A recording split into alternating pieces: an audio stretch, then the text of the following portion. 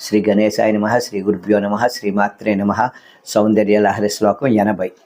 కుచో సద్యస్విద్యత్తట ఘటిత కోర్భాస విదురౌ ఖషంతౌ దోర్మూలే కనక కలశాభౌ కలయత తవత్రాతుం బంగా దళమితి వలగ్నం తనుభువా త్రిదానద్దం దేవి త్రివళి లవలి వల్లిభిరవా.